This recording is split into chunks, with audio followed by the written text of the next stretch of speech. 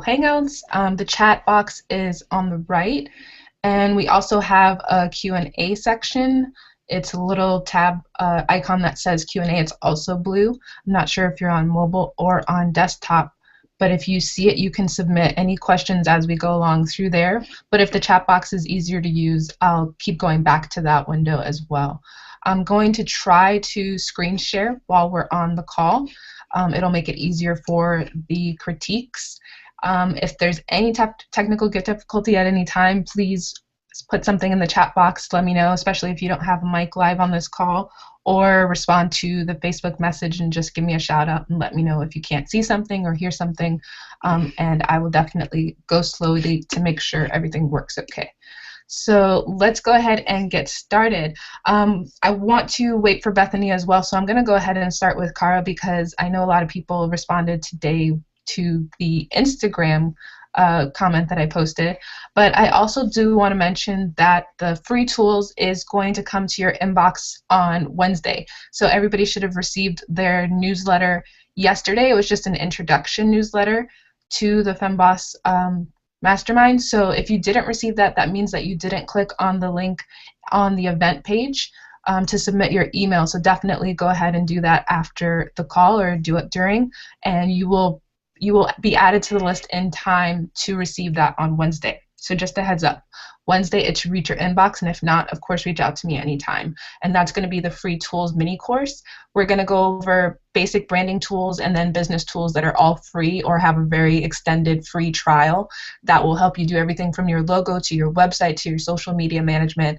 And it's super simple and easy to use, and it's the reason why I'm going to recommend it to everybody, because I want it to be something that someone that is not very tech savvy can use to their benefit. So that's going to be the free tools.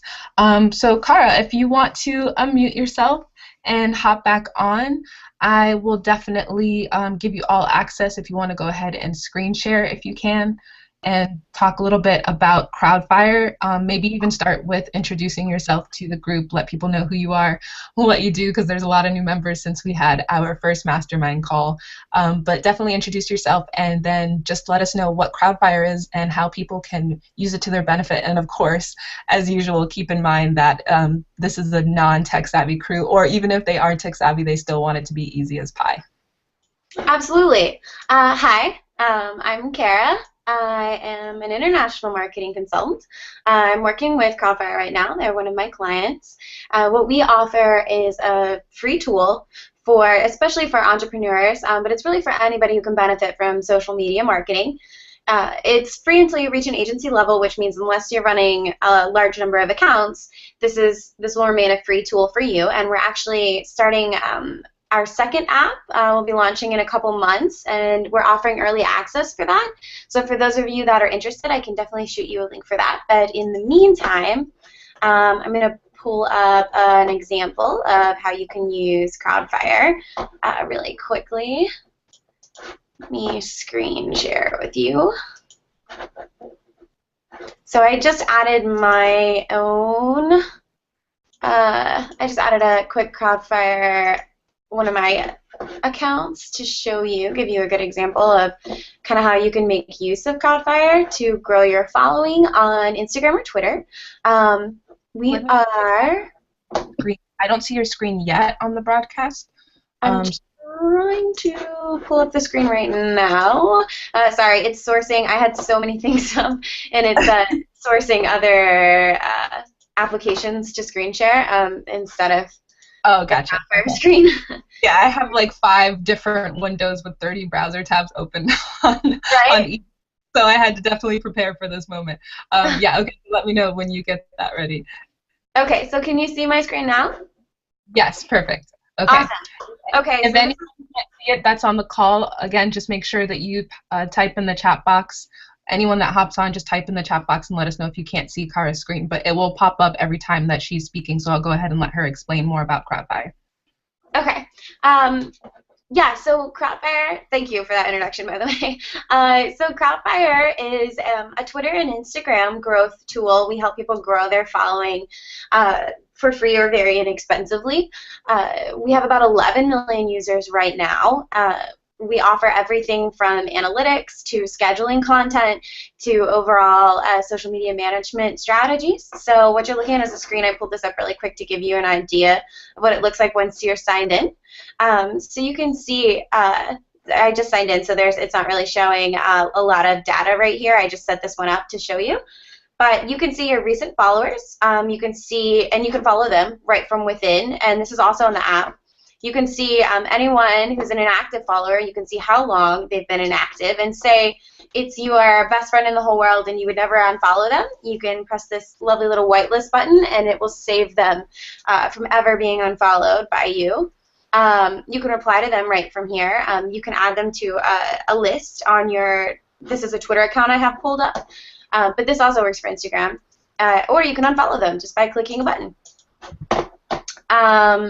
You can see all following and see everyone that you're following in one click. You can copy followers.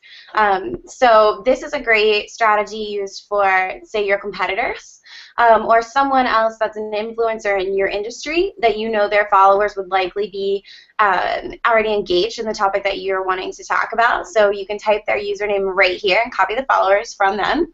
There's a keyword follow tool, so I'm sure a lot of you probably are familiar with maybe keywords if you use SEO or if you have some background in search engine optimization.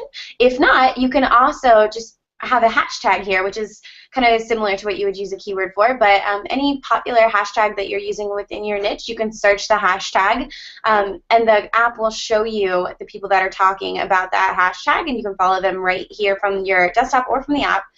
You can apply a location filter, so if you want to know, for example, you have maybe a clothing boutique and you're looking for maybe spring fashion and you want to apply a location filter for Wisconsin, you can do that and see who's talking about it near you.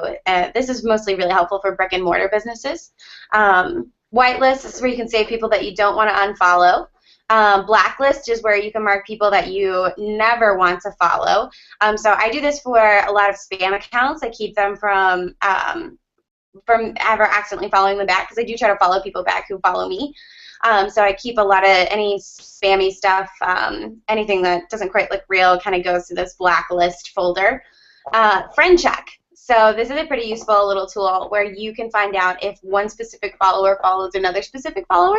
The great strategy to make use of this is, say you're interested in maybe an introduction. Someone you know might know an influencer and you would like that introduction for some influencer marketing. This would be one way to check and see if they're connected on this account. There is the option to automate, so you can send automated DMs. Now, these can be very successful or not successful depending on how you set this up and how creative you are with it. I do like to warn people that Twitter checks for links.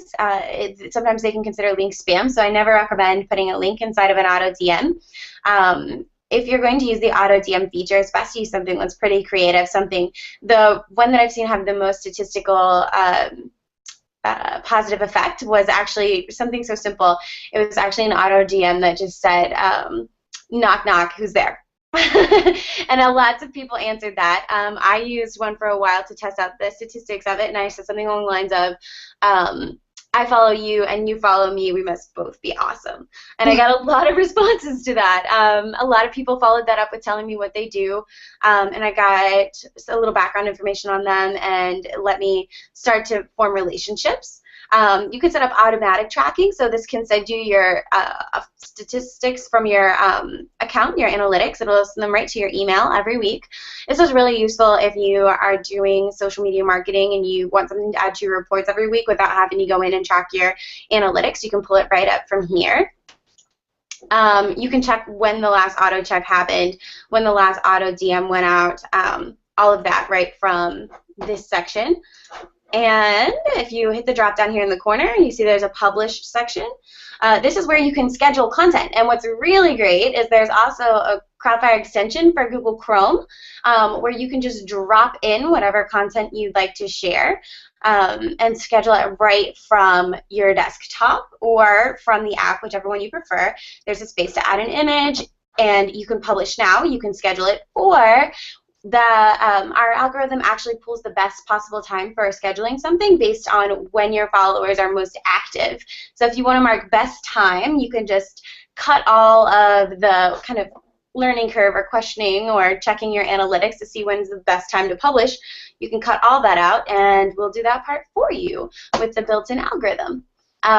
So these are all features. There's a lot of features inside this tool, but these are all features of CrowdFire. And our new app is incredibly beautiful. I wish I could show it to you, but until it comes out for the, let me take this down so you don't have to just stare at my sample screen. But if you, oh, here we go. So is my sample screen down? Yes, it is. It is. Okay, great. So for the new app, if anybody would be interested in being part of the early access group to the new app, there'll be some added features. There'll also be the features that are currently listed in the CrowdFire app and inside of our tool now. We won't have as much kind of delay of determining how to figure out the strategy, because the new app actually walks you through step by step the most effective 5, 6 to 10 steps that you can take each day to grow your following. We have a long history of working with this app. It's been available for about 6 years now. Like I said, we have 11 million followers, or 11 million users in the app, and we regularly feature about twice a month someone who uses the app that we've helped them find success, or if we've helped them grow past 100,000 followers. So what we've done is we've taken all the information for what was most successful for all of our users to get them to a very successful point of either incredible sales or incredible follower numbers, something along those lines. And we've taken what worked for them and we've built it into this new app as a built-in strategy. So it takes all of this guesswork and learning curve out of social media marketing for our users, specifically for Twitter and Instagram. So I'm going to add the link to that in the, where would you like me to add it? Yeah, I just responded to Bethany asking, so I just put cloudfire.com in the box. Okay, perfect. Yeah, so I'll add it in there. And I'm happy, if anybody has any questions about how the service works or maybe how the new app will work, I'll be more than happy to answer them for you. Perfect. Awesome. Thank you so much. And because we have a lot of people that couldn't join the call today, I did go ahead and record a tool video as part of the mini course that you guys are going to start receiving on Wednesday. So it's going to include a walkthrough video, very similar to what Kara just did, but for everybody that doesn't have access to this call right now, it'll go by feature and show you exactly how I use it. And to answer Bethany's question live as well, it is good for Instagram and Twitter. So it's not just Instagram, you can use it for Twitter as well. And what I'm going to do, if Kara can keep herself unmuted and just make sure that we don't have technical difficulties with this, I'm going to go ahead and show you the results of what I did on CrowdFire today, because I did record this video probably about 1 hour after I posted that Instagram shout out in the group. So I just want to show you guys just how powerful this is, and you should really take advantage of Kara's invitation to be part of the beta access group. So I'm going to go ahead and share my screen for the rest of the call, but Kara, just stay unmuted if you can. Sure, absolutely. Okay, perfect. So I have everybody's website that wanted a critique open and some tools open, and I'm going to first just quickly show you what it was like for the result of my CrowdFire access today. I mean, I didn't really plan it. I just followed people that I probably normally wouldn't follow because I'm kind of strategic, but I'll just quickly go ahead and show you. So let me know, Kara, if this screen share works. Okay. And I'm going to go ahead and share the entire... Okay. So let me know if you can see the Veriter screen, which is Bethany's website, or is it only showing you Google Hangouts? Oh, it's showing Google Hangout Inception. Like there's a screen and a screen and a screen. Yeah, that's what it was doing to me earlier. Okay, so let me try it again. Let's see.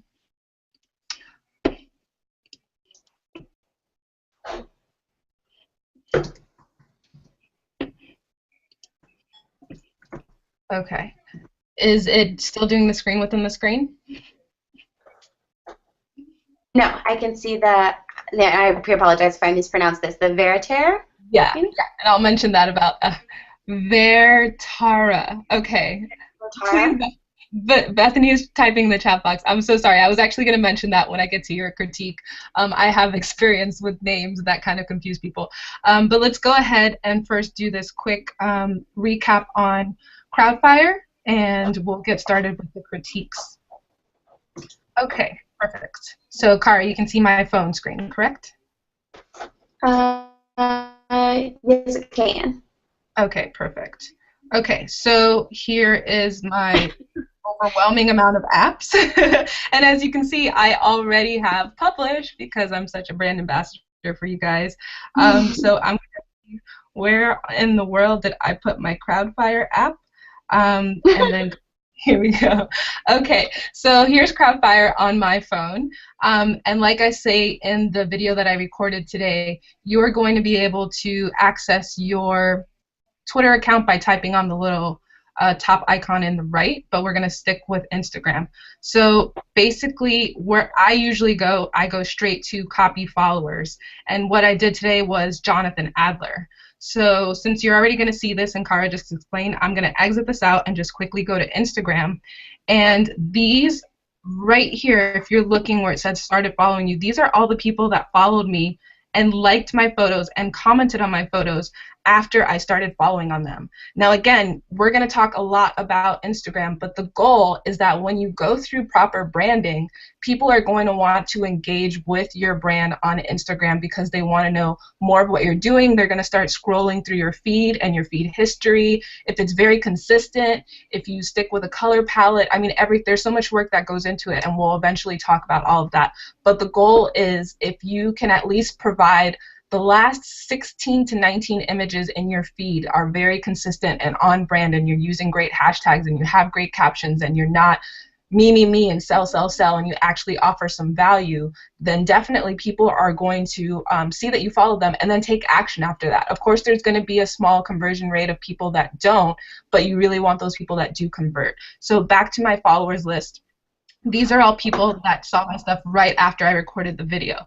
And what was great is that even though I had a flash sale last week before we did our Cyber Monday deals and Black Friday, someone that I just followed today from the Crowdfire app purchased an item.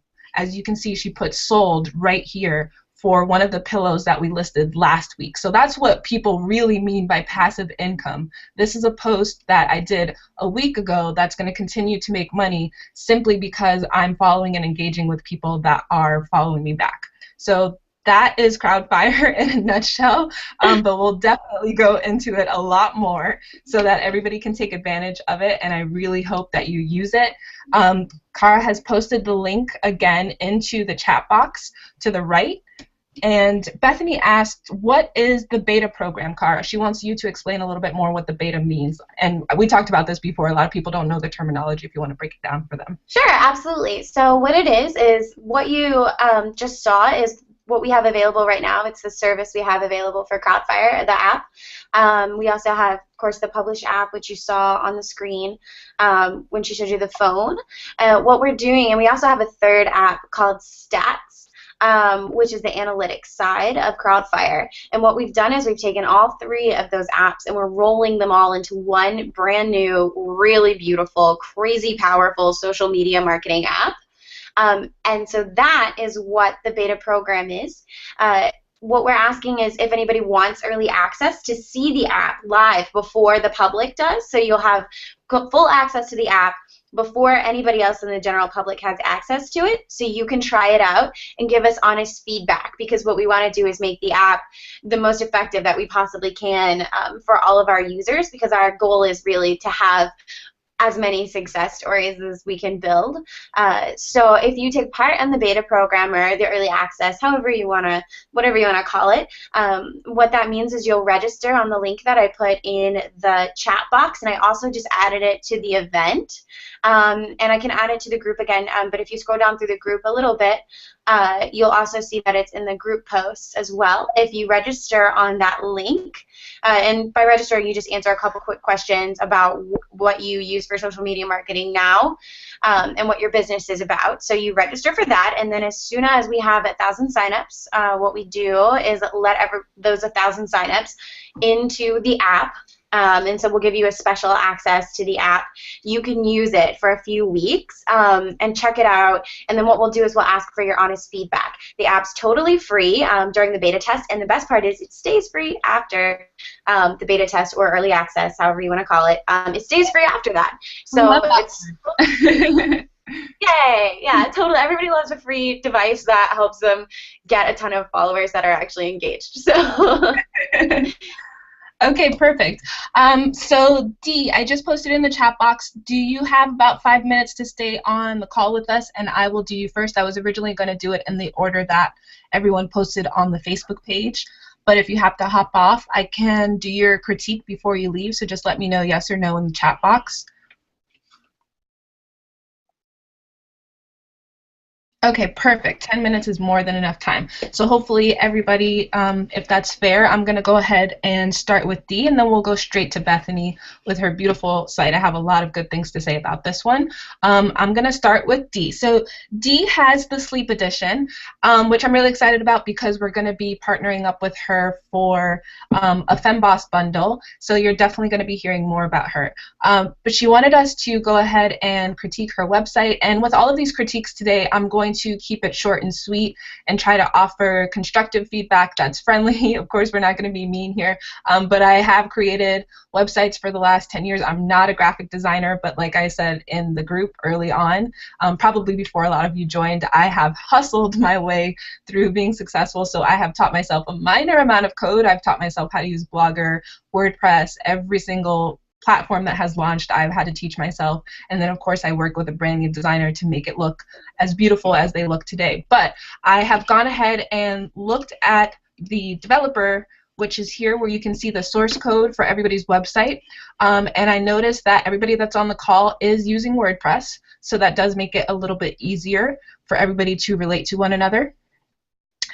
So Dee says she's completely self-taught too. So that's fantastic. So we're going to jump right in. So I'm familiar with this. This is called the Hello Bar tool. Hopefully you guys can see my mouse. Yay or nay if you can't. But I'm right here in the top left corner of this browser. And this is the Hello Bar tool. It's great to install if you really, really don't have any kind of tech savvy and you really just want to copy and paste a code and know that it's going to work and know that you're collecting email addresses. I think Bethany was asking the same thing. Abigail was asking the same thing earlier. So if you just want a set it and get it done type of email collector, then Hello Bar is great. Hello Bar is also good for promotions for things like right now, Cyber Monday, Black Friday, Christmas coming up, Hanukkah, whatever you celebrate, whatever holiday. It's great as an announcement bar, which is what it started as. So this is really good to use. What I will say about Dee's website is that unfortunately it is in a very linear layout. So you have a lot of symmetrical and parallel lines going on in your website that it's not actually dizzying the eye, but in fact it's kind of making the things that should stand out not stand out. So your logo is small, which I'm probably sure that you don't want it to look as small as it does. And certain things that you have to take into account is responsiveness, right? So this is the age of 60% of people are using their mobile phones to browse. So if anyone wants to type, or Kara, if you're still unmuted, and just let me know if it looks like this when you look at her website, what kind of size her logo is. Okay, let me pull it up on my own and take a look at it. Okay, perfect. And then while she's doing that, certain things like the social media icons over here, which I love when you hover over them, it shows the color of the original logo icon. Those types of things can be a little bit smaller. Of course, you don't want them to be too small that they're minute, but these are the types of things that can be smaller. I also like the animation effect of the Join Now button on Hello Bar. I actually didn't know that they have animation there, so that's good to get your attention. But yeah, so back to the logo, you definitely want this to be a little bit bigger. Probably in a long-term sense, you want to invest in your logo as well, make it a little bit more unique. Like I said, you have a very good amount of linear horizontal divider lines going on. So you have a border here, underlying border that shows up every time you go on a live page. So if you have a logo that also is, you know, encased in a very thin border, there's a lot of the same graphical elements happening. So that's just something to keep in mind. So Cara, if you have this open, do you see what kind of size her logo looks on your website? Yeah, it is pretty small. Maybe about an inch. Okay, yeah, so definitely something to keep in mind if you want to make that your first note. I would invest in your logo, and that actually is going to be the very first tool that's going to come out in the mini course on Wednesday. So look for that. Don't spend a dime. I will save you guys hundreds of dollars if working with a designer is not something that's in your budget. So let's go ahead and chat about the rest of the website. I also would make the fonts a little bit bigger for now. But again, this is something with branding. You're going to want to create a brand manual for yourself so you know what fonts to use, what colors, keep it consistent. But those are just minor details. You have kind of 2 to 3, 4, 5 calls to actions going on. The main one that the eye will focus on is obviously this one with the solid background. But then you also have this one that is a little bit more busy with the sky background. It isn't illegible the way that a lot of websites are illegible. I can read it. But again, you do want to always keep in mind mobile. So if you have a question mark after each one of these, it's usually better to put it on a white background so that people are really concentrating and emotionally bonding with that. I'm just going to keep scrolling and taking a look.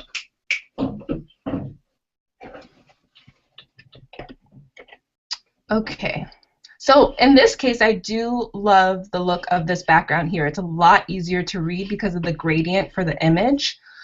So I'm noticing that you're basically trying to tell a little bit of a story for people to follow along and bond with the messaging that you're giving.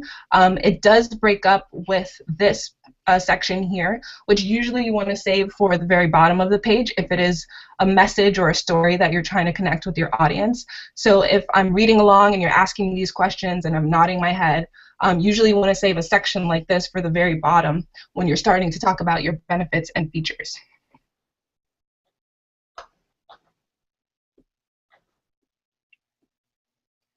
Okay, perfect.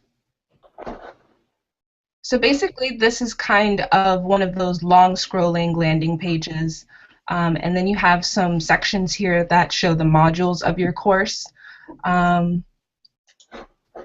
think what would be a little bit more helpful is if you kind of establish the fact that this was going to be a sales page right away. So there's a couple of things going on here. Usually the home page is the first one over here. So I would actually add, and in WordPress this is very easy to do, you can simply add home to your navigation and have that link to the Sleep Edition e-course, but just to give the mind's eye a sense of establishment in your navigation. So if you just created a page called home, have it linked to the Sleep Edition course, and then make home the very first link in the navigation on the left side, that would be a little bit easier to make the website navigation. Also, usually people know that they can click on the logo. But what's confusing is that this is a sales page setup once you really get to understand the format and you keep scrolling and you start to see the modules. So if this is going to be a sales page, then you should either make it a separate landing page, which we're talking about over in the Facebook group, or you should make this a much smaller page, maybe take out all of this information, establish your about story, introduce what it is that you do, and then have a link to your course. So some people do that by having the word shop, which you already have that, and then it would be broken down by category into what you offer. But it's definitely something you want to really clearly show. If this is your homepage, you want to let people know what they're in for. Instead of making your homepage the sales page, because there's landing pages and then there's websites, so you don't want to try to combine both on your homepage. But for the most part, I love what it is that you have started here.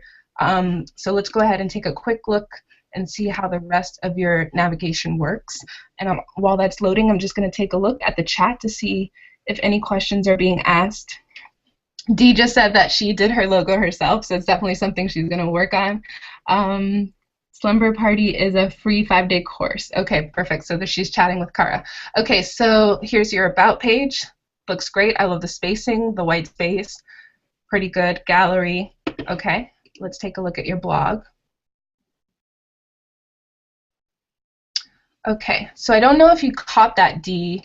And of course, you can just chat in the chat box. But on your about page, it looks like you have two versions of your Hello Bar, and it was just advertising Hello Bar instead of your messaging. So I'm not sure if you have A/B testing set up, but right before I clicked over to blog, it was showing me join Hello Bar. So even with the free version of Hello Bar, which I use very often, it shouldn't be showing an advertisement for them. It should only have the logo. So there might be a version of your Hello Bar, maybe a different color or another one that you implemented that is still using the Hello Bar default text. So you might want to log into your account right away and get that changed. Okay, perfect. Okay, so let's go back to the blog. Okay, so she has a grid layout set for the blog. One thing about blog, guys, it's the same as your email newsletter. You want to be consistent. And of course, trust me, I try to practice what I preach, and it's very difficult even for me. My blog probably is as sporadic as, you know, when people win the lottery. So I can understand that it's difficult when you have so much going on. But content marketing is really key. I would say invest in content marketing and invest in Instagram. So if you have just even the tiniest budget and you don't want to deal with this yourself, then get a virtual assistant or get a virtual assistant app, get an intern, an assistant. Whatever you can do, have consistent content being on your website through a blog, because it's SEO juice. It's helping establish your credibility and your expertise in the space, and it shows people that you're still in business, which is very, very important. Now it's not even about, you know, bloggers who blog about fashion or style or those kind of blogs. For a business, people look to the blog to see the date, to see if you actually are still in business. So that's usually something I do before I hire a coach or a nutrition coach or a personal trainer or anyone. I'll look to see the dates that they're posting and how engaged and active they are in their own business's website. So just something to keep in mind. Right on her shop page, okay, so she does have the sleep edition there. Let's see what happens when we click join now. Okay, so you have it on CourseCraft. Okay, perfect. Okay, so since you're using CourseCraft to host your Teachable course here, then definitely make a separate landing page. And I think I've talked about Instapage in the group, but again, this is going to come up in the Mini Tools course that's going to be sent to everybody's inbox. Definitely create a separate landing page to really establish the Sleep Edition course, because that seems to be your signature offering. And my slumber party, that seems to be what Kara is chatting about. So Kara, do you want to unmute yourself, and if you already looked at this, tell me what you think about Dee's idea about slumber party here. I love slumber party. Oh, I'm sorry, I have feedback. I love calling slumber party. I think that's really fun. My only thing is I don't, right off the bat, I'm not sure what that means.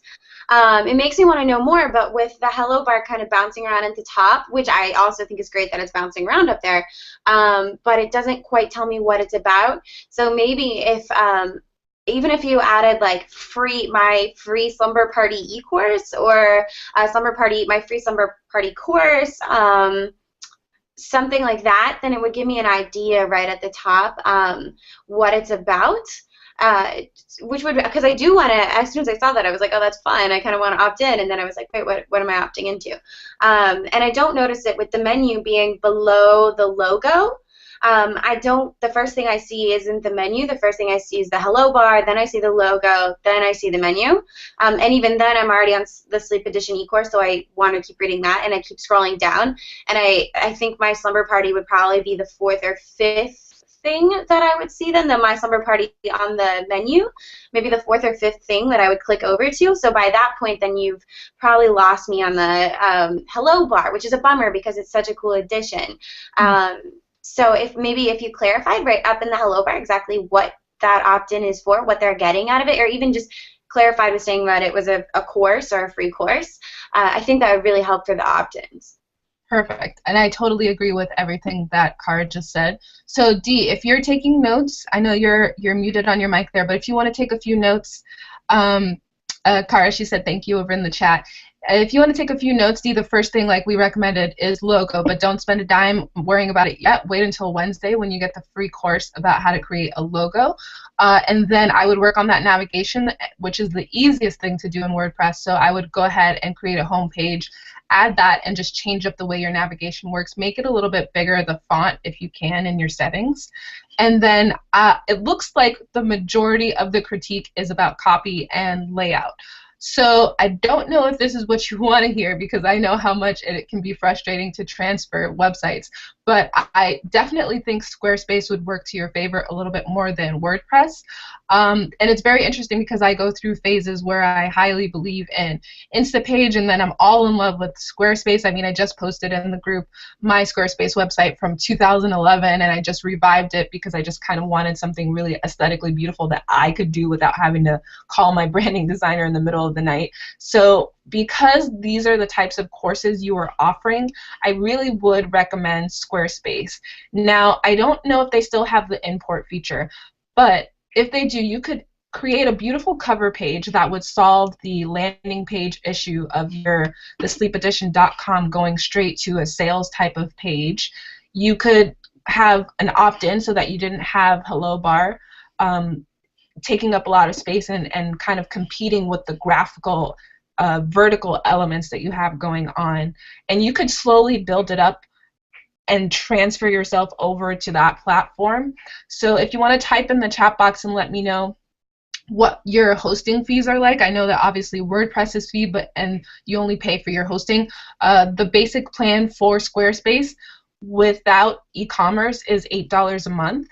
So it's definitely budget friendly, and it will give you a lot of options to just drag and drop and play around with it. And then if that's not the case, or if it is the case, I would also still recommend creating okay, so that's a little bit more than I'd pay with Bluehost. So I would definitely recommend giving Squarespace a try, just for the sake of creating a cover page that will have an automatic opt-in built in, and having a really neat online store with one page about the Sleep Edition course. Now, if you're not ready or prepared to do that, definitely try Instapage, and I will link all of this information into the Facebook group.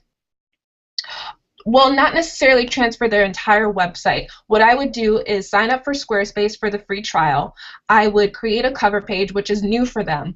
And if you have just a second, I can actually show you what it looks like. It basically, probably everybody has seen it, especially if you've seen the commercials. But it's just the very stagnant, non-moving landing page. You cannot scroll. So if you can see at the bottom of your screen, I'm not able to scroll. It's just a single landing page, and they have beautiful ones that will pull from your Twitter feed. It will just show a moving image like this one. It will show video, or you can have the email opt-in cover page. So you can get started for free with that, and then create an online store with 1 or 2 products, and then just one page describing your Sleep Edition course. If you didn't want to do the Squarespace option, I would highly recommend Instapage, which is another tool I'll be talking about. 45-day free trial, and you can create a beautiful landing page that acts as a sale page, which is what you have going on, and navigate the layout a little bit better and make it a little bit cleaner and more concise, and be able to really establish it as a sales page so that your home page can connect to audiences in a little bit more of a consistent manner. So that's definitely my recommendations for you if you want to use that as your homework for this week. And then Dee's question for the week was, she's trying to gain subscribers. So definitely, I think the issue would be the connecting and the copywriting. So if it's that you're relying on your website alone to gain those subscribers, you have a little bit of work to do. So let's go ahead and take a quick peek at her social media presence. And while I open up these, I do want to remind everybody that the one thing that drives me crazy about my clients, that I really want to make sure you do every single week, and not even just my clients, this happens with big department stores, huge websites. You know, even Nike.com might experience this. But everybody should be going to their website once a week on a Sunday while you're drinking wine and nobody's around to bother you, and check all of your links. I can't tell you how many times I've clicked on a social media link and it will link to WordPress's Twitter or WordPress's Facebook, and you're losing out on so many potential clients or leads or fans that don't care anything about your website, but they will follow you on social media, and once they see something that they like in that social feed, they will come back to you. So you really want to make sure that every link on your website is always updated and working. So, okay, so let's take a look at her Twitter. Okay, so she's active, which I love. Like I said, I go straight to the dates. She's posted a few hours ago. She's retweeting. She's posted all this month. I love the beautiful images, so that's great. So Facebook, same thing. I'm going to go ahead and take a quick look at that. Okay, so what I just learned to make sure that I do this week is I'm having all of my social media websites having the call to action established. So I'm actually going to open up your Twitter one more time. Now these covers that you see here, Twitter is now wider than Facebook. You want to make sure there's a call to action. It's a little bit pixelated here, so if you could adjust that and make this the correct size, it will just be a little bit more professional. Not a huge, big priority, but if you want to eventually adjust that. But there should be a call to action, and I've had my assistant go back and change every single one of our cover banners to make sure that there's either an arrow or something that's going to capture people's attention. So especially for your Facebook one, the sleep edition, enjoy your best night's sleep, don't just dream it. So this is lacking something, right? Because I need to sleep better. I work way too hard. I'm looking at this. I want to be a potential customer.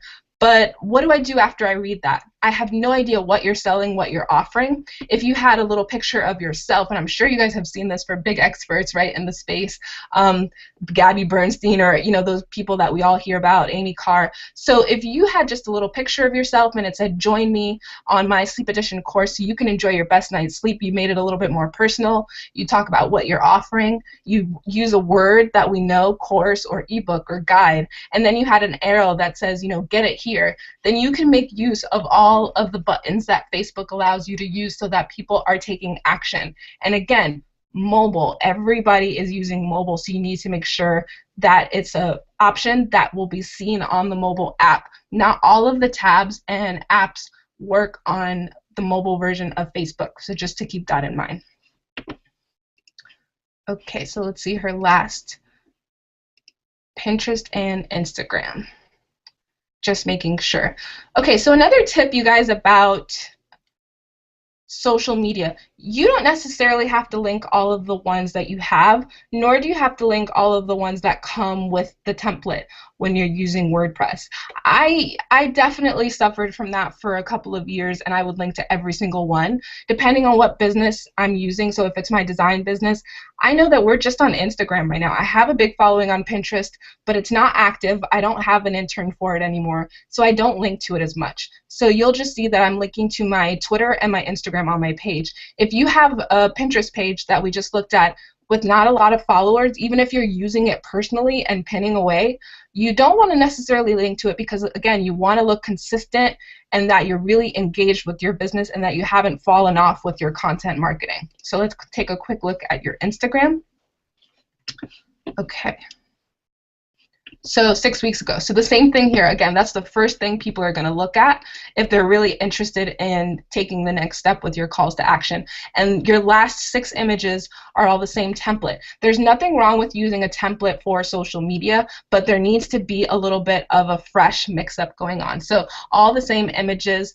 I don't see anything different about them except for the number. And my dyslexia will kick in, and I'll totally just assume these all say the same thing, and I won't even pay attention. So you definitely either want to not link to your Instagram or set up some automated content and use Crowdfire, and definitely use the Publish app and get that going so you can just choose which ones you would want to use. So I would say for your category of business, and also just for what I've seen, Twitter is your main thing right now you should stick with and try to unlink these. Well, actually, I would keep Facebook. So Twitter and Facebook I would keep, and I would unlink these two until you really get a hold of your copy, your brand messaging, and you can establish a really good social media schedule for yourself. So that's what I have for D, so I'm going to give her a chance to ask any additional questions in the chat box, but I would like her to do that little bit of homework and then follow up with us in the group, and then we can talk more about gaining subscribers. But I'm a big believer. I'm not going to lead you astray. I don't BS anybody. I want to make sure that when clients come to see you, you're putting your best foot forward. So let's not worry too much about gaining subscribers right now. Of course, in the meantime, you do want to go ahead and take a look at what's happening with Hello Bar, and hopefully you can contact their customer support if it confuses you, or if you don't mind, I can take a look with it. If you want to make a temporary password login, I'm happy to help you with that because this has happened to me before and I know how to fix it. Okay, so Dee says she has a lot to do, so definitely. Okay, so we're gonna go ahead and move on to Bethany, who was first to post in the group, and then I think Alma joined us on the call. So welcome, Alma and Co. joined in the call. So Bethany, are you still with us? Just let me know in the chat box. Okay, perfect. Okay, if you have any specific questions as we're going through, just let me know. Okay, perfect. So this is Alma. Okay, so I wasn't sure what you mentioned. I'm going to quickly scroll up. Kara, were you able to get the pronunciation right? Because I think I still got it wrong. There we go. Yeah. So I'm going to give it a go now. Vertera? Vertera. I feel like I'm back in school. Okay, she said it's right. Okay, perfect. Vertera. Okay. I will tell you a quick little story, Bethany and everybody else. When I was in the tech incubator developing my mobile app, I was obsessed with a name that I had come up with for years. I don't know if anybody else loves tangible paper goods, but I'm such a notebook freak. I have tons of notebooks. So I keep track of all the different names that I come up with, and I'm obsessed with coterie. I've named 3 businesses using the word coterie. I cannot shake it, and I'm such a francophile that I just assume that everybody knows how to say coterie. But when I went through the tech incubator, there was only 2 women, and we knew how to say it, and all the men were looking at the app like, what? Coda who? Coda hot? What? So that makes investors really, really nervous. So definitely keep that in mind. But if you do join us in the branding course, then you'll go through this process of learning how to pick a name and establish a name. And if you're going to stick with the name, then at least have a tagline that kind of helps with that. Okay, so website critique. So Bethany is also using WordPress. Now this looks like she definitely either knows what she's doing or she has a little bit of help, because this is what happens when you really master the art of WordPress. So you start with a good template. The only thing I could say here is that until you really have a lot of brand awareness and you establish yourself, you want to always make sure people know right away what you're doing. It's slapping me in the face that you offer beauty products and skincare, but you still want to let people know what you do. So if this is, you have an animation here that's a slideshow, but the track is not fast enough. So maybe it's changing every 30 seconds or every minute, but it's not going fast enough that I really know what's going on. I don't know if this is a direct sales company like Mary Kay or Avon. I don't know if this is for the public, direct to consumer. I'm not sure what it is. So if you don't have your slideshow operating fast enough so that you could start with one that really explains what this website is about, and then it changes to the next one. When I landed on this page, this was the one that I saw. So you want to either move the slideshow down and then have an opening banner, or make sure that your web designer is helping you with the speed of these and the landing of it, because this was not the first one that showed up for me. Besides that, this website looks great. After you kind of explain what's going on, speak from benefits, and then, you know, make sure that your copy establishes that. I love the very professional aspect that you guys have. It mimics the big luxury skincare brands that we know of. So I love how this box here kind of says, you know, brand new product. Everything has a buy now clickable link. And then I love this mention here, 44-year young founders philosophy. I love that. I love the play on words. Okay, so Bethany's mentioning that she does use web people. No harm in that, but just making sure you have a good communication with him so he can help you out. So let's go ahead and take a quick look at her web pages. So this was actually something I actually noticed while Cara was chatting about Crowdfire. When I was taking a look, I love how this stays on the side. I don't know if everybody can see this, but right over here, she has her little logo stays on the side. I love that. But when it comes to the navigation, this is another pet peeve for people like myself, for people on mobile, for people that really know how websites should work, or for people that are really impulsively ready to shop. And that is that you don't have your main navigation menu set up properly so that it's clickable for the first link, and you only have it clickable for the drop-down links. So again, this is something that's easily fixable because the navigation menu is a folder. So if you put everything in a folder and you didn't make all of these links clickable, then you need to go ahead and fix that, because that's how people shop on e-commerce. They kind of want to see what's the main category. So if you frustrate people within 7 seconds, shoppers are really self-entitled brats, right? We don't know who they are, what their personality is. We just know that they only stay on websites for about 7 seconds before they decide if they want to give you their time of day or not. So you have to come looking at it from a very brat perspective, like, oh my gosh, am I going to annoy someone with a very tiny feature on my website? So not being able to click the word products is going to make me automatically assume, well, you know what, I'm not going to be able to click about or blog or contact. I'm going to close this website and I'm going to leave. So that's just a quick fix you can do. So we're going to go ahead, for the sake of argument, and hover over her drop down here, and she has her products listed out, I'm assuming individually. So if you did have your products turned into a page, I highly recommend making that a landing page for all of the products, or break it down by category. So maybe you have face and eye, or however you would like to break that down. So she has her refining treatment. So all of these are beautiful. I think the only thing I would say about your product pages is maybe adjust the font. I'm using Chrome right now. Cara, if you want to quickly unmute yourself, how does the font look to you if you're using Safari or if you're using Chrome? It's a very thin font. Actually, you have your HTML code accidentally showing up here. Bethany, I don't know if you can see this, but you want to get rid of that separator shortcode tag that you have right in the middle of your description. Yeah, it's also very thin. I'm also using Chrome. I can pull it up on Safari and take a look at it. But for my Chrome, I would agree that it's also pretty thin. It makes it a little bit difficult to read. Also, there's something happening with this. I'm getting a lot of overlap on the slider, and when I'm transitioning pages, there seems to be like a little bit of a lag in the transition. So I'm not sure if that's maybe the sliders also in place, because there's a slider. When I hit the product drop down and I drop down into the products, I see that there's also some slider images that show the different products. And it's kind of, I might want to screen share to show you. Yeah, let me hop to yours really quick. Well, actually, let's save it for the end, because then I will have to cancel all of the screen share going on here. Oh, okay, if you just go to products and drop down to dramatic transformation cream, okay. Open up that page and then press over on the slider, and it goes from the bottle to like a downward view of the bottle, and then you click back, you see like it's adjusting to the size of the actual image. Oh, like yes. Okay, yeah, that's some kind of weird Ajax coding going on there. Yeah, so the thumbnails, Bethany, of your images inside of the image, just before someone clicks on it for the pop-up, you have a slider that has some sort of Ajax going on, so it's adjusting to the size of the thumbnail as opposed to staying static.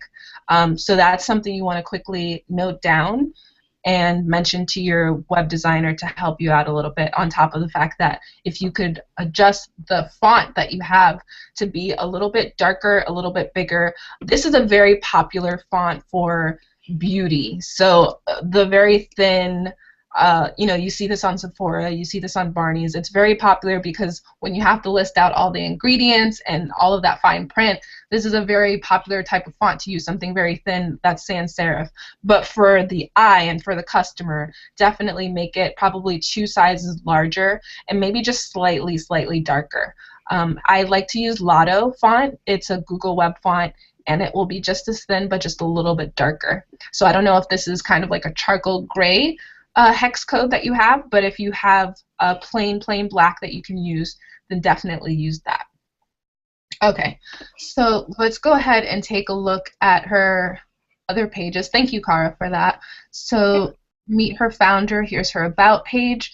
Okay, I think just for visual aesthetic effects, this looks great. I think I would just center the video. That's very easy to do on your own in the back end. Just highlight the video like this and click center, or hover over the video and tap it in your editor and have it centered the same way you would center your text. And why Veritera is different. Okay, so throughout the website, I definitely would like the font to be bigger, and probably just adjust the layout just a little bit. So testimonials, okay. You have a mix of testimonials and what appears to be before and afters. I think I would actually make those two separate pages under your about, because it's two separate types of psychology that's working when you have the word testimonials and before and afters. So people that have skin issues, or it's the same that goes for people that are trying to lose weight, they really want to know right away, is this product going to work for me because it's worked for someone else? So seeing something when someone is in that emotional state is a lot stronger than reading something. So if you had that call out as its own separate page, you would probably gain a different type of viewer and audience based on that. So I would go ahead and create a different page called before and after to include these beautiful pictures that you have, and then use your testimonials page to just keep these text feedbacks that you do have. And then if you have another video, it depends on what this is talking about in this video. I'm not going to go ahead and start it to keep this in brevity, but depending on what this video is chatting about, either keep it on this page, put it on the before and after page, or make it another video that's side by side on the Meet the Founder page. Okay, so news and events. This is actually really unique. I have never seen a page laid out like this for what I assume is a collection of your news or press releases. I haven't taken a look to click on everything, but I do like the layout. Let's just take a quick look. Okay, so that goes to YouTube, featured articles. Okay, so I'm assuming these are all videos. Okay, so she's saying in the chat box, media hits and media coverage. So guys, just make sure you're using the right copywriting. So if you want to call this your press page, your media page, then definitely update that. A lot of people are using the word news when they really mean blog. So you're going to get people that are clicking on this that are not sure what it is. And of course, if you're ever being featured by media, they want to know that it's a page for them. So if you want to keep this as news, I would say media and news, or press and news, and again, make events a separate page. All of these things that have a different context to them, they need to be a separate page. If you don't have events coming up soon, then I would just simply have a events page that says coming soon, or sign up for our newsletter to hear about upcoming events. Okay, so your blog. Okay, so definitely the blog could use a little bit of work in terms of layout. For now, the main issue again is just the font, but since the layout needs a little bit of perfecting, what you probably should do is have read more links. So just go ahead and snatch these. So when I say snatch, just go ahead and take the first couple of paragraphs, show a summary, and then have a read more link so that they are taken to another page until this page is kind of fixed up and laid out a little bit better for the scroll effect. Store locator. Okay, this page looks great. Not really much feedback here. Again, just tiny things.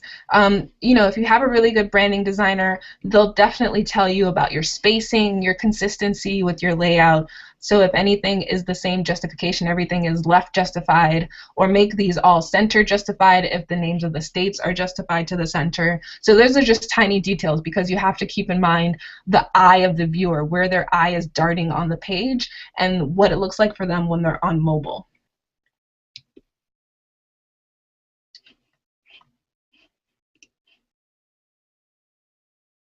I totally agree with Cara. She just posted in the chat box, your packaging and your branding is on point, as the kids say. I really, really love it. It's beautiful. Very, very nice quality. You're welcome. Okay, contact page. Perfect. And then her email. Okay. Okay, so let's take a quick look at your footer. Okay, so we're going to go ahead and do the dirty work. Bethany, I hope you're ready. I'm going to check all of your links, make sure that they're working. Okay, so her Facebook does go to her Facebook page. Okay, beautiful images. Okay, so I think what you could use a little bit of here is interjecting value content. Again, not being me from a brand's point of view.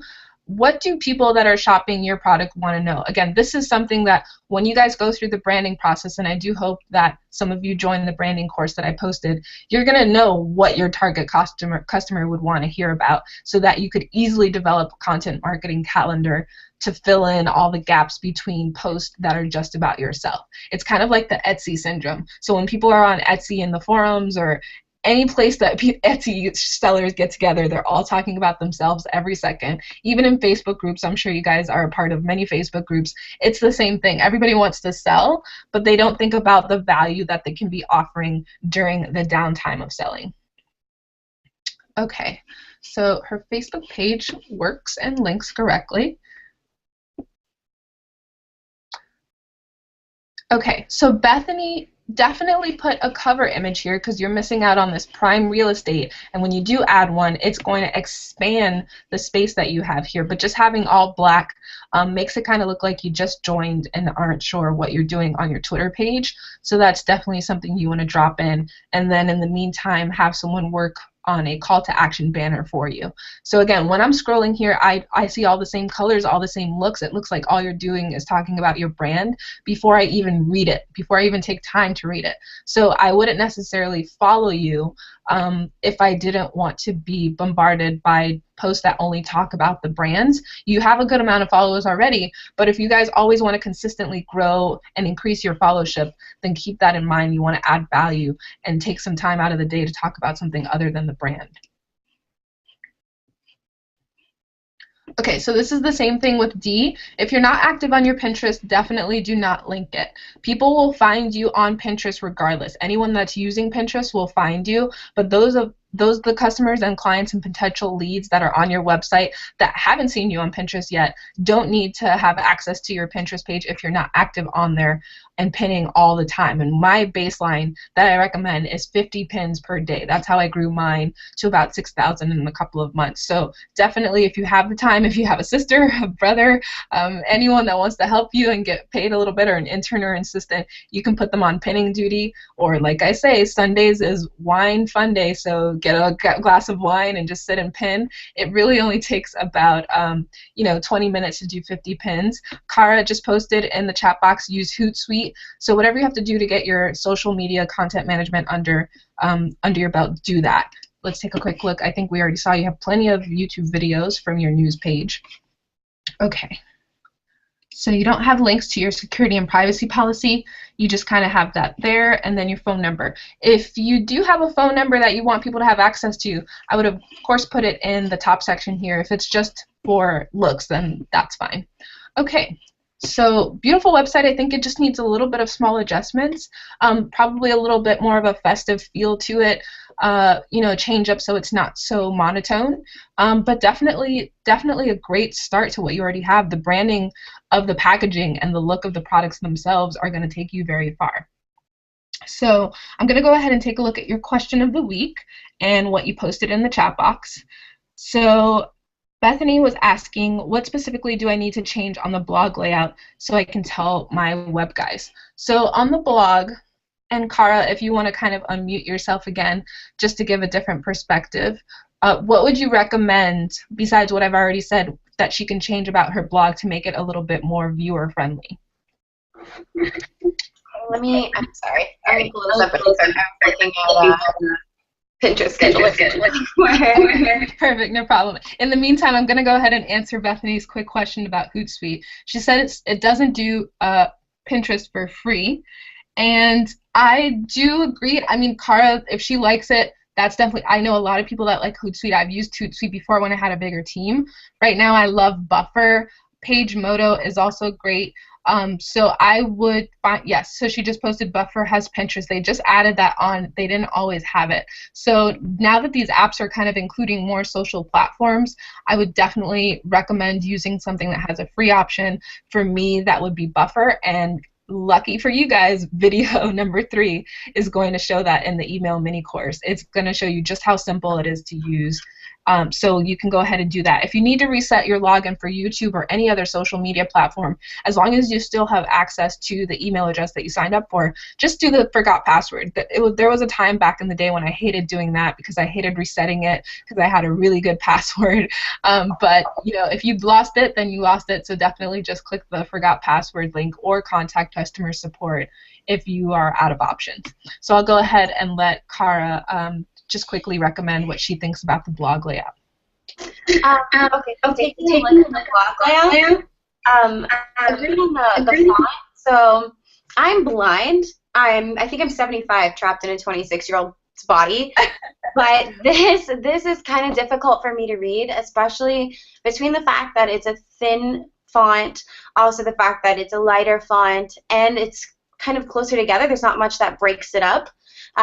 It makes it difficult for me to read. Right off the bat, I wouldn't want to read through the entire blog article. Like I would kind of want to skim it for something that I would really want to pull out of it, just because for someone who maybe doesn't have the best vision, it just is a little bit difficult.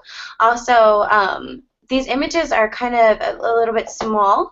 I'd love to see some big images in this, maybe some videos, really break this up with some diverse media. I noticed that, for example, you're posting about Gabby Bernstein on your social media, and she does this so nicely. I love her. But if you check out her blog, which is also her homepage, so it's super easy to find, but if you check out her blog, as soon as you get to it, there's a good breakup of color. The comments box is in its own color, so you're immediately prompted to check out the comments and to engage in a conversation on the blog. So it pulls in the actual, if people are engaging on your blog, it's more likely that they're going to keep coming back and wanting to engage.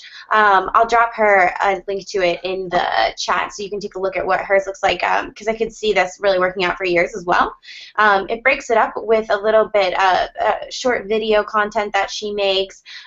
She has like a featured SoundCloud that has some meditations, and this is a great opportunity to pull in some other collaborators.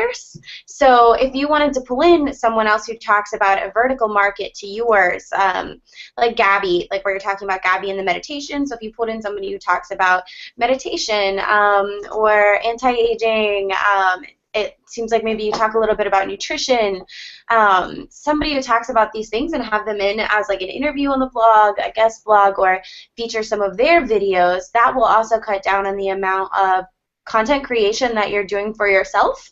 Writing all of this and then also coming up with graphics and videos, that can be, I know that's a lot of work, it can be exhausting, I do it. So it's kind of nice to pull somebody else in and to collaborate with them.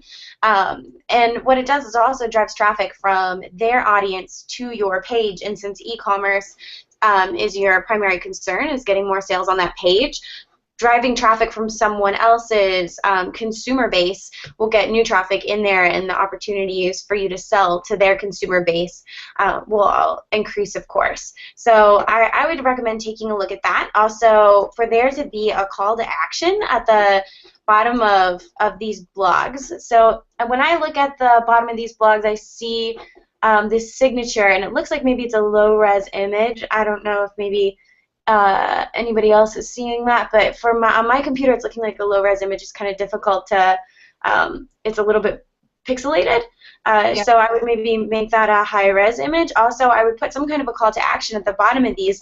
I mean, I definitely appreciate things like the recipe to coconut water popsicles. It sounds awesome. But I want to know from this, how does this tie into your product? Where does it sell your product?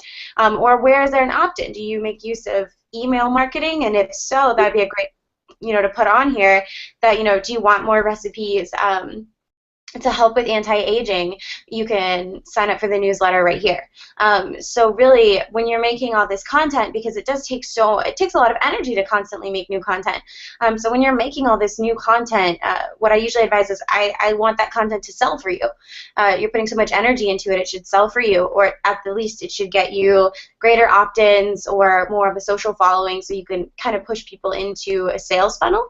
So either an opt-in for an email newsletter, or even if you said that and you can head over to our Facebook page if you want to see more recipes like this, or our Twitter account, or hear more from whoever you bring in to collaborate, things like that.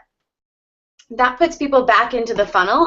It takes them back into your content and engaging with you, and it's going to create a sense of brand loyalty.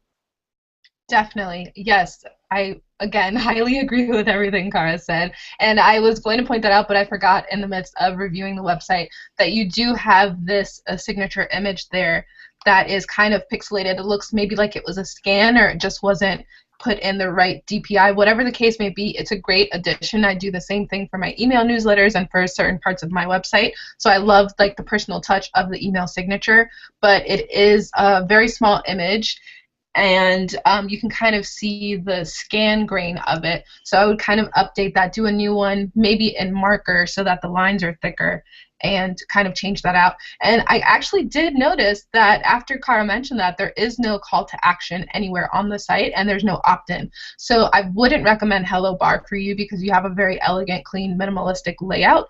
I would recommend putting calls to actions underneath your blog posts. Definitely not an opt-in form itself. That's kind of more for marketers.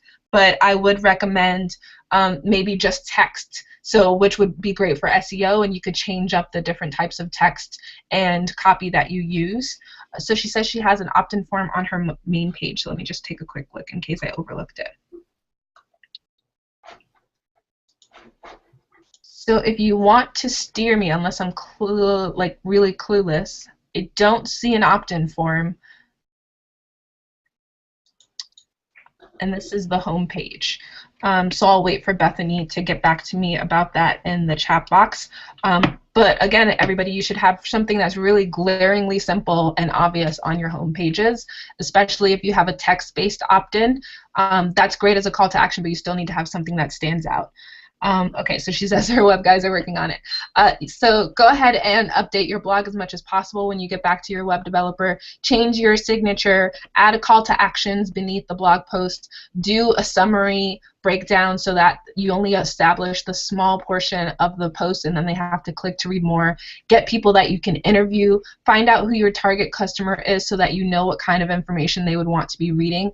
And like Cara said, a great subject matter that I love to talk about is cross promos or piggybacking. So if you can interview someone that already has an audience base and you can piggyback off of their audience, you can bring those eyes and that audience onto your website and hopefully get them to convert by opting in.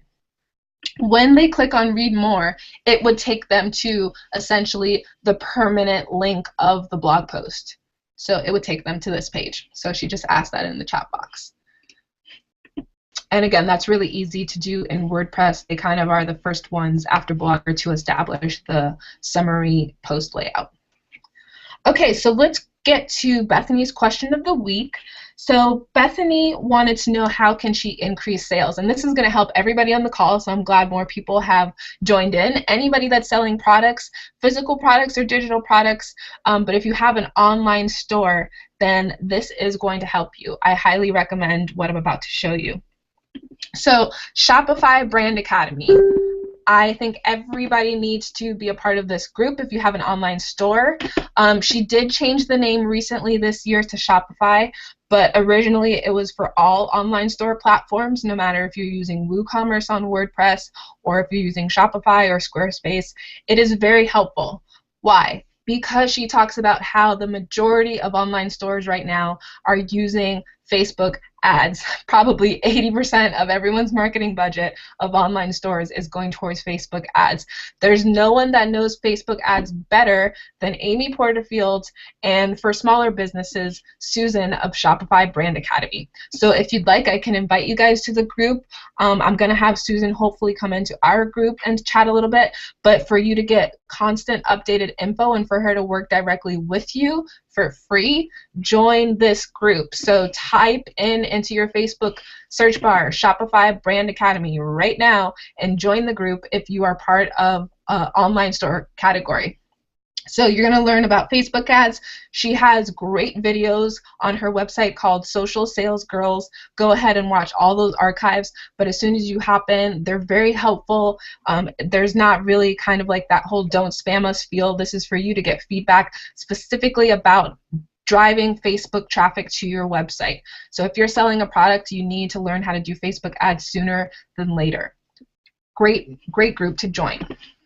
Also, I really want to recommend that people make more use of Instagram, like I already mentioned. So if you have any kind of product brand and you are looking for more sales, I cannot stress enough having Instagram. So Bethany, in your footer, I don't see it listed, so I'm not sure if you have it or not, but definitely use that to your advantage because you have beautiful packaging, and beauty after food is one of the biggest categories on Instagram. It's all about what can be visually presentable and what can be consistently engaging for an audience on an app like Instagram.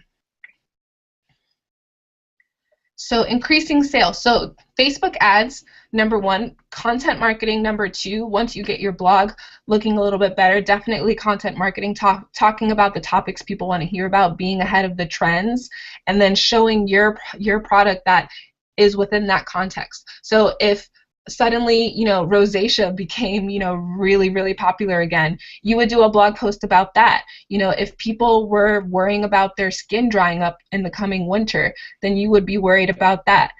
So you really want to be ahead of the trends, have content marketing that matches with that, push your content marketing out to your social media platforms, and then interject your product that specifically works for that trend at the moment and have link backs to your product. So definitely content marketing for product-based businesses is really key, you guys. You cannot miss out on having a blog or having social media that works to your advantage, but really get to know Facebook ads as soon as humanly possible, and the best way to do that is to go with a person that's already using it, which is Susan. So I just saw in the chat box, Abigail, she says, thanks for the Shopify group shout out. She just clicked to join already. And the great thing about Susan, it's kind of like me. I recommend people that I see myself in them. She is not about making money off of people. She genuinely wants to help. She's on there all the time, really just going in 110% answering questions. And you can ask 10 questions a day and she will eventually get back to you. Of course, don't take advantage of her. But definitely, make use of it. Get to know Facebook ads. Make it your homework for this week and put it in your accountability post that we have going on in the group, that it's your homework by Saturday to get to know Facebook ads enough that you could post at least one ad and use that group to your advantage to get feedback about the imaging, about the messaging. Make it live. Don't spend more than $3 a day on it. Don't do boost posts if you have a Facebook business page because it doesn't work. Do Facebook ads that happen on the sidebar or on audiences, which because Facebook bought Instagram, it would be pushed to Instagram. So definitely get that set up. And as always, you can ask me questions in the group or message me privately if you need help. So I think that's all the homework I'm going to give for Bethany. Bethany, I will give you just a couple of minutes to post any additional questions in the chat while I move on to Abigail.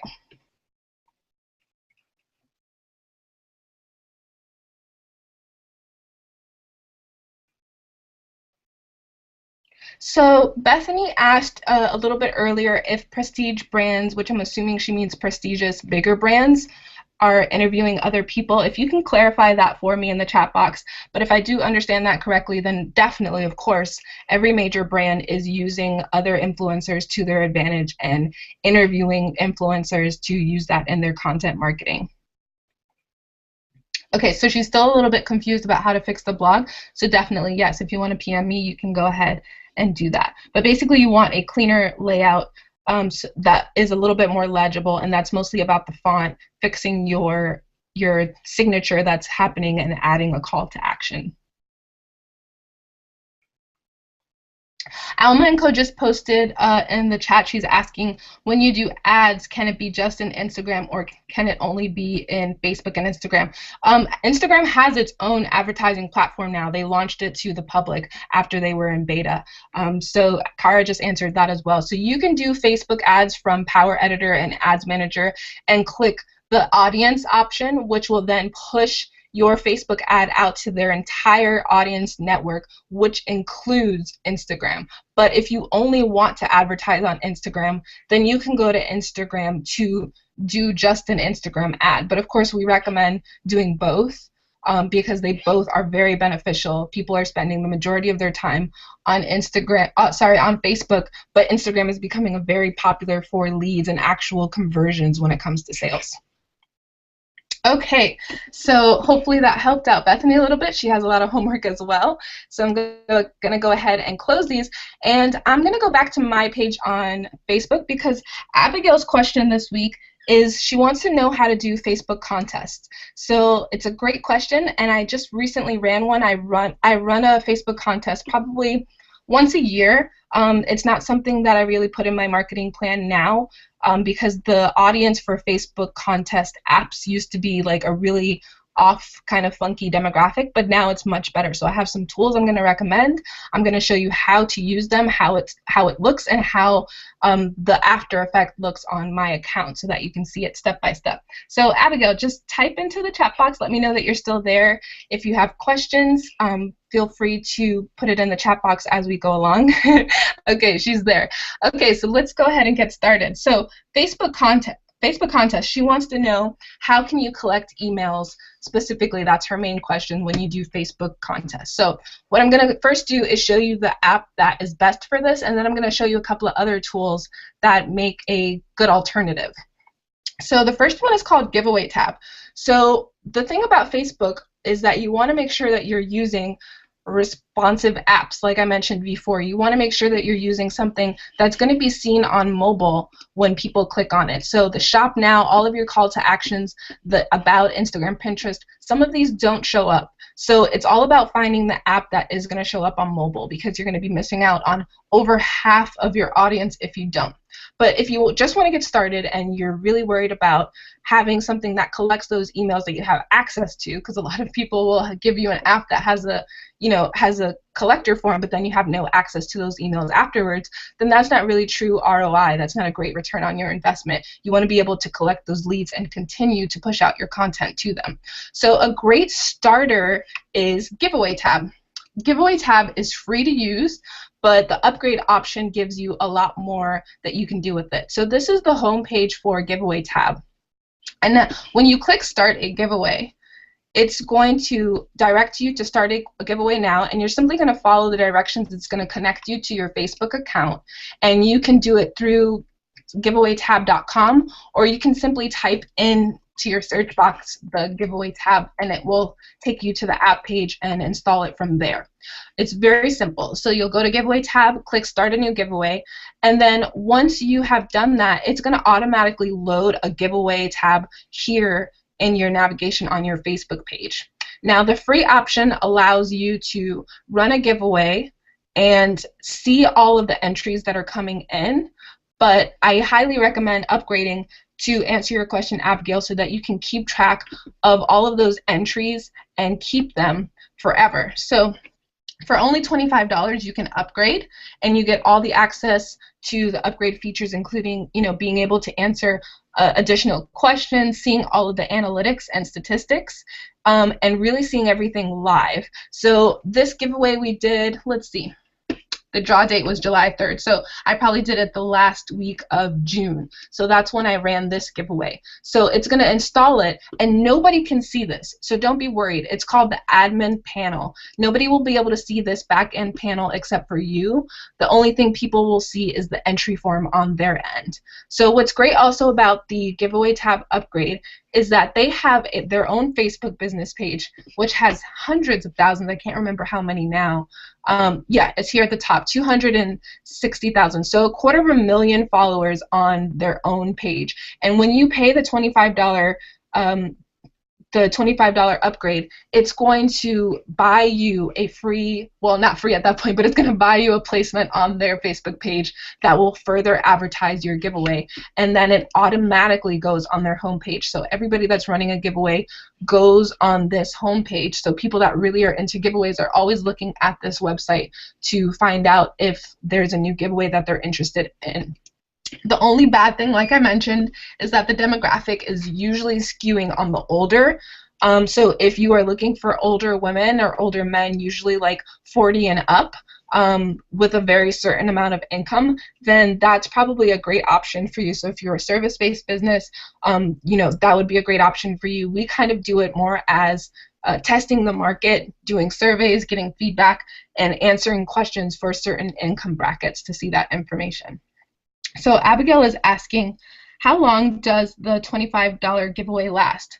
I do believe that you're allowed to choose, but for any giveaway, people recommend 7 days or less. So 3 to 7 days. And Almanco is asking, do people that enter giveaways convert to paying customers? In your experience, what would be their percentage? That's all up to you, and that's definitely a whole other conversation, but I will get back to that for sure. Let me go ahead and show Abigail the rest of this and everybody else on the call. So giveaway. So what we did was we offered a $100 gift certificate store-wide. This is the choice that you have. You're allowed to pick whatever prize you would like to offer, but it has to be some type of monetary prize, whether it's a gift certificate or a discount off of something. You can choose your draw date, as I mentioned, 7 days or 3 days, or a flash sale of something 24-hour contest if you have a big following. But usually the average is 3 to 7 days would be recommended. And you need to give Giveaway Tab at least a day to advertise your giveaway on their page and get that build up in that audience and have enough time for different time zones for people to start to submit their entries. So it also gives you a great breakdown of how many likes you had before the giveaway and how many you gained, so you can clearly see your ROI, and then how many likes you gained after. If you upgraded, who the winner is will be announced. It'll show you the status. It'll show you the link to your giveaway so you can see what the public view of it likes. And then, like I said, once you pay that simple $25, you have access to not only all the answers to the questions that you made people ask answer to get the giveaway, but you have their email addresses. Now, they don't have a great export option, which I wish they would. Like I said, this is just a very simple, don't have to be tech savvy kind of option for people to use, so you do have to kind of copy and paste everything. But you're able to see all of their information and all of the questions you ask them. So their location, this first question, I think, where do they shop? And then I asked, what's your favorite product from our store? How likely are you to make a purchase? And what do you wish home decor stores did more of? So you're able to choose these questions, and you kind of want to do it based on what feedback you need to make your business better and improve. But you do want to always keep in mind when you're checking into your analytics and you start to see the demographic, then you want to make sure that your questions, when you get those answers back, that you're keeping in mind the demographic of the people that answered. So as you can see, it was mostly late 30s to early 50s of the people that answered mine, and we couldn't stop men from answering even though we tailor our brand to women. But that's how the Giveaway Tab works. So very simple. You can do a free one, you can do a $25 version, and you're good to go with having it being advertised on a really big website and a really big Facebook page. So you don't have to pay a fee, Abigail, to advertise on a contest on Facebook. You only have to pay a fee if you want to create a post about the contest and push more people to it. Then that would be a Facebook ad. But Facebook does not charge you to run a contest with a third party. So with an app or with anything, you don't have to pay a fee to do that. You only ever have to pay on Facebook when you're doing an advertisement through Facebook. So a Facebook advertisement. You're welcome. Okay, so that's Giveaway Tab. So hopefully everybody wrote that down. You give it a try, test it out, test the free version, upgrade to $25, give it a try. If you definitely include the older demographic as part of your customer base, then it's a good option to go with. I'm going to go ahead and close this out and show you a new favorite. So this one is called Heyo, and I just participated in their webinar with the founder, and I really love what he was saying and how it works. And basically their value proposition is that they're the first fully integrated mobile option that anyone can use on their phone. So this is the best looking app for a Facebook contest that looks good on any mobile device, iPad, phones. It's beautiful. The template, the layout of it is very modern, and the features are very, very robust. As with everything, there's a free trial option, so you can sign up for a free trial here. Let's go ahead and take a quick look at the pricing. It's $25 a month billed annually, or if you need an agency plan, same with Crowdfire. If you're, a bigger business, then you would do the agency option. So what I would recommend for everyone is to start with Giveaway tab just to get yourself familiar with it, and then use Heyo. If you really want to make contests a staple in your business, because it is the only mobile optimized version that looks really beautiful and presentable and works across all devices. There's also, of course, the King Sumo app, which during the Cyber Monday sale yesterday I purchased. Even though I don't really need anything for WordPress anymore, I did go ahead and purchase the King Sumo giveaway app. That one's a little bit more expensive now that it's gone back to full price, but I can definitely chat about that one if somebody wants specifically a WordPress option. Then you can have a giveaway hosted on your website if you're using WordPress with the King Sumo giveaway app. But if you want something that's social media based, then Giveaway tab is free, or Heyo has a free trial, and those will both work on your Facebook or any mobile device. On Facebook, it will look like a standalone contest. So give those a try, and I'm just going to check in and see if Abigail had any extra questions.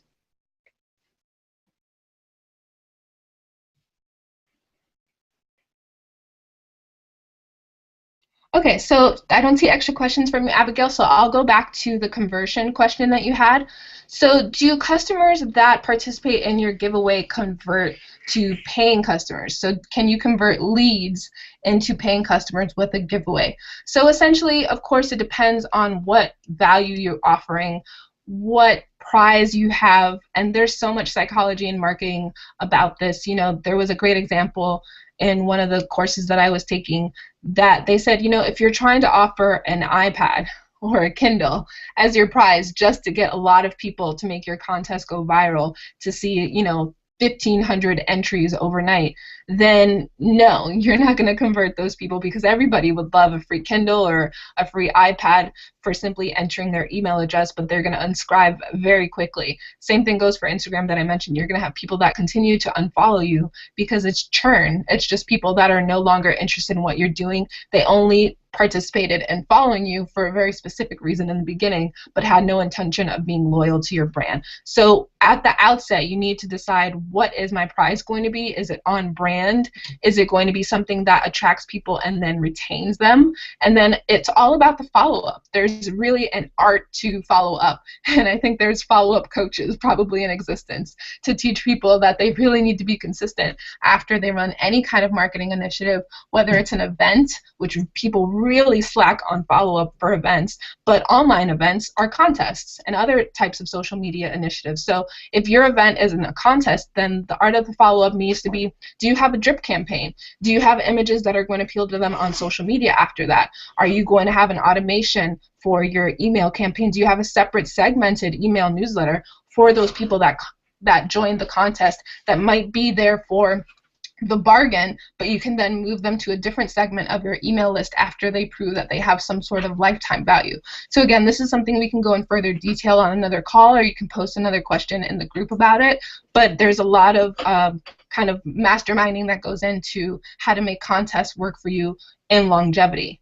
So definitely thank you for your question, Abigail. So I didn't see her post anything additional. If anybody has any questions about giveaways before I move on to the final wrap up here, just let me know in the chat box. You're very welcome. Okay, so I have Alma and Co on the call still. Alma, do you want to go ahead and comment? Okay, perfect. Did you have any specific questions? Because I didn't see you post on the event page, but I do want to make sure I touch on anything that you wanted to learn today before we wrap up.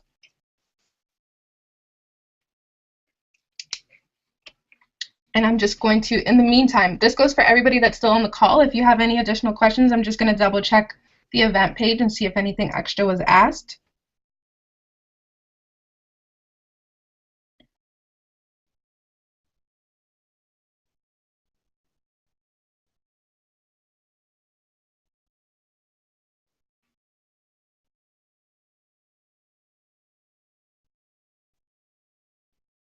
Okay, perfect.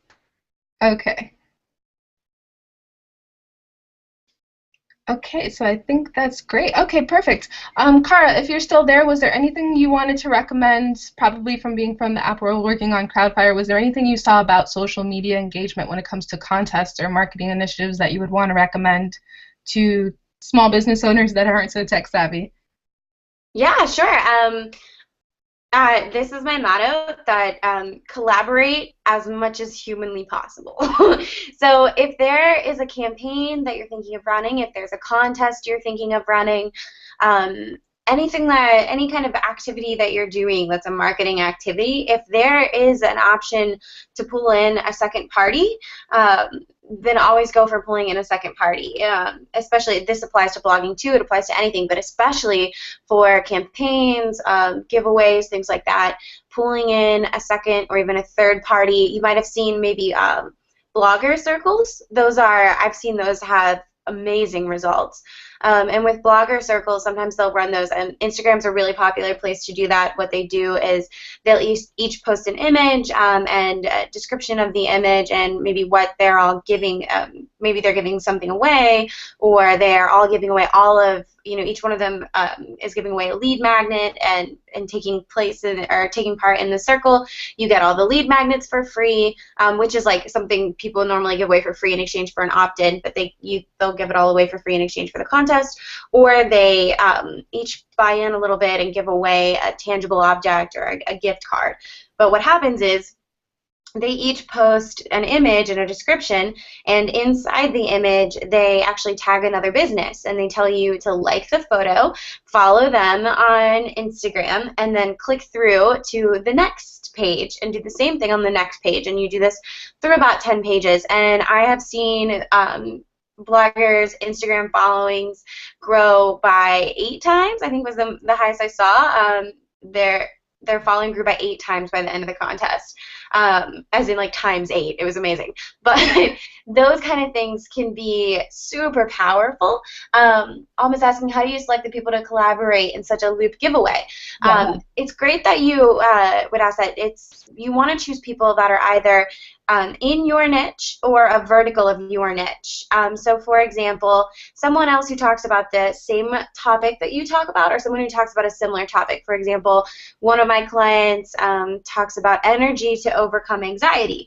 So somebody that we collaborate or doing a collaboration with an upcoming is someone who talks about anxiety in finances. So that's a vertical market. They don't talk about the exact same thing, but they do both talk about anxiety. So it's a market that's close to what my client's talking about. So that's a great person to collaborate with because they have something very similar that they're speaking about, even if it's not the exact same thing. And her audience will then be exposed to my client's audience will be exposed to her content. And what it really does is help drive a lot of cross-promotion traffic in a really short amount of time. And of course, you can share email lists, and that's a really good way to quickly double your email list. Also, is for things like webinars or an opt-in. If you're promoting it with another person, then everybody that signs up, of course, you both get access to that email list. So I'd say collaboration is a major key whenever it's possible. It's not always possible. For example, we're talking about doing some market research with a giveaway where we're asking about the demographics. For something like that, you might want it to be strictly something that you run by yourself if the interest is primarily in getting more demographic information about your potential customers. So finding other brands that they like that are similar to you, or knowing their age range or where they're located. Something like that is something you'd want to do, of course, by yourself and not collaborate with anyone else, because otherwise your target market might not be exactly the same as theirs. But in terms of a loop giveaway or a campaign, webinars, anything like that, I've seen the most success with collaborative efforts. So that's my input. Thank you, Cara. So Alma just posted a quick new question. She said, Almond Coat and jewelry. So bags, shoes, and apparel brands, or more lifestyle like coffee places, so like eateries or actual brick and mortar eating locations. So definitely probably not the latter until you really establish your content messaging like I was talking about before. So anything that's in the lifestyle category when you define it by, something as vague or ambiguous as food or fitness, it should be then kind of associated with your category. So jewelry and bags and shoes and apparel, lifestyle brands makes more sense than food-related brands at this moment. However, when it comes to Bethany could, of course, attach herself and do a collaboration or cross-promotion with a food brand, because if she's doing a skincare brand and talks about healthy eating and healthy living and, just how to make yourself beautiful from the inside out, then that's a way for her to kind of segue herself into using food brands or more vague lifestyle brands to her benefit. So yes, so hopefully that answers your question. Great tip, Cara, because collaboration is definitely something that's really big, always beneficial, and probably some of you guys are going to be working with me for FemBoss. We're doing a collaborative bundle. So you'll really get to see firsthand, and hopefully if I have the time, I will do a behind-the-scenes review of everything that's going down on how to really do a collaboration that is beneficial to your brand and also just helps you to establish your network and credibility. So you'll be able to see that coming to you about next week sometime, what a collaboration with different people in your space or category looks like when we make that live for everybody in the group. So I'm going to go ahead and give one more 2-minute wait for anyone that needs any extra questions answered. But I'm going to go ahead and start wrapping up the call. So I hope that I covered everything. I went over the website critiques. Everybody has a lot of homework to do. I think I do too. After looking at everyone's, I realized some small changes I need to make. So you have your homework. Hopefully you took some notes. Just a reminder again that your free tools mini course is going to start on Wednesday. So if you did not get the FemBoss email newsletter yesterday, where I asked if you had any questions, then that means that you didn't register for the newsletter. So please go back to the Facebook event page and sign up for that through the freetools.femboss.com, fembossmag.com, so that your name can be added to the newsletter list, and then you will automatically get that on Wednesday, or whatever day out that you are. So if you're 2 days out, if you sign up today, you'll get it Wednesday, but if you sign up tomorrow, you'll get it on Thursday. But we're going to start that free tools mini course this week. You'll learn how to first do your branding assets, so your logo and your social media banners in the right sizing so that it looks professional. We're going to then move on to doing website tweaks, what tools to use, what platforms, how to choose them. We're going to go over social media content management. I'm going to show you how to use Crowdfire later in the week, and then we'll take it from there. We'll ask questions on what tools people would like to see. I think this week we got a lot of feedback on Instagram, obviously, and also people looking to hire their first virtual assistant or have some sort of outsourced help to make their to-do list a little bit more manageable. So I have used one to my great surprise successfully. So I definitely have a lot of feedback I can give to you to how you can manage and use a VA that isn't overwhelming, because obviously it's essentially an employee, so you have to treat them like an employee. But if you choose the right tool, you don't have to be overwhelmed by having someone join your team. You can have it be that you just send them the tasks and kind of wash your hands of the situation and wait for them to get back to you. So I'll be showing you what tools I use, which ones are the best, which ones are the cheapest or free, and how to manage that VA or the app and send them the tasks, have it automated, and not have to feel so overwhelmed using it. So I think that's it with the questions. And then Cara just posted in the chat box, anybody wanting to know information about virtual assistants. So I think that's pretty much it for the call. I think this was a great first call. So everybody, hopefully there will be a recording in about a few minutes as soon as I hop off. I will share this in the Facebook group. But again, do your homework, ask for help in the group. Make sure if you sell products, any sort of products, or no matter what you're doing, what stage you're at, if you know that Facebook ads is going to be a part of your marketing initiative, your marketing plan for 2016, or any last minute holiday outreach, then join the Shopify Brand Academy. Highly recommend her and endorse her. Just type in your Facebook search bar, Shopify Brand Academy. She isn't specific to Shopify, but it's kind of like her mainstay right now. But do feel free that you can, if you have any platform that isn't Shopify, still be part of the group. I don't use Shopify, so I definitely recommend it no matter what platform you use. Okie dokie. So I think that's it, guys. I'm going to go ahead and post a link to the recording in the group. Any additional questions, please ask in the group and not on the event page, because we want to make sure that everybody gets access to the answers if it might relate to them. And as always, if you want to keep your information private, you can email me, hit reply to the newsletter that went out, or send me a Facebook private message. Either way, you can reach out to me anytime, day or night. I'm happy to respond and take a look at what questions or problems you guys are working on. So that's it. So thanks so much for everybody joining the call. Abigail, Alma, Bethany, Kara, thank you guys so much. Whoever's still on, you're very welcome. And we'll see you guys next time. Bye.